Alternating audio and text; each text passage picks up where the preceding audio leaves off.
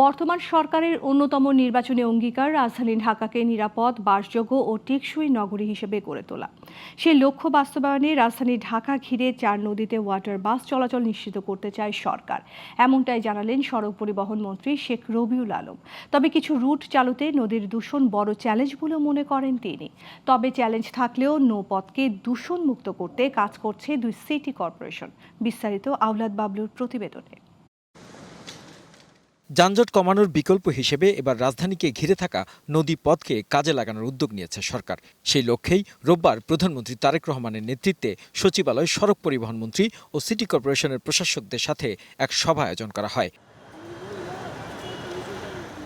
বৈঠক শেষে সড়ক পরিবহন মন্ত্রী জানান, ঢাকাকে ঘিরে থাকা 4টি নদীতে ওয়াটার বাস চলাচল নিশ্চিত করতে চায় সরকার। তবে গাবতলী, নারায়ণগঞ্জ, টঙ্গী রুট চালুতে নদী দূষণ বড় চ্যালেঞ্জ বলে মনে করছেন তিনি। টঙ্গী যেটা রেল ব্রিজ মাত্র 4 থেকে 5 ফিট উঁচু, তো সেখান দিয়ে তো ওয়াটার বাস চলতে পারবে না। তখন আমরা চিন্তা করেছি রোডের যে সমস্ত ব্রিজ আছে সেটা আমরা উঁচু করতে পারবো, সেই পরিকল্পনা আমরা নিব। কিন্তু রেল ব্রিজ তো আপনি উঁচু করতে পারছেন না, আর উঁচু করতে যে ব্যয় আর যত দূর থেকে তার অ্যালাইনমেন্টটা আনতে হয় সেটা বান্ধব হবে না। যার ফলে আমরা চিন্তা করেছি যেখানে রেল ব্রিজটা আছে সেই রেল ব্রিজের এখানে গিয়ে চেঞ্জ হবে। ঢাকা উত্তর ও দক্ষিণ সিটি কর্পোরেশনের প্রশাসকরা জানান, প্রধানমন্ত্রীর নির্দেশনায় সড়কের পাশাপাশি নৌপথকেও কার্যকর পরিবহন ব্যবস্থায় পরিণত করার কাজ চলছে। এজন্য নদী দূষণমুক্ত করতে 2টি সিটি কর্পোরেশন সমন্বিতভাবে কাজ করছে। পাড়গুলো বেঁধে কিভাবে আবর্জনা যাতে নদীতে না ফেলে সেটার জন্য আমরা জনগণকে উৎসাহিত করব।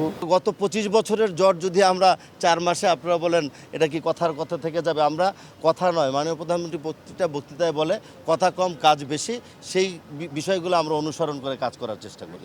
সরকার সংশ্লিষ্টদের উদ্যোগে এখন যানজটের নগরী ঢাকায় বিকল্প পরিবহন হিসেবে নদীপথ কতটা কার্যকর হয়ে উঠবে তা নির্ভর করবে দূষণ নিয়ন্ত্রণ, নাব্যতা রক্ষা এবং সেবার ধারাবাহিকতা নিশ্চিতের উপর বলেই মনে করেন রাজধানীবাসী। আওলাদ বাবলু, গ্লোবাল টেলিভিশন, ঢাকা।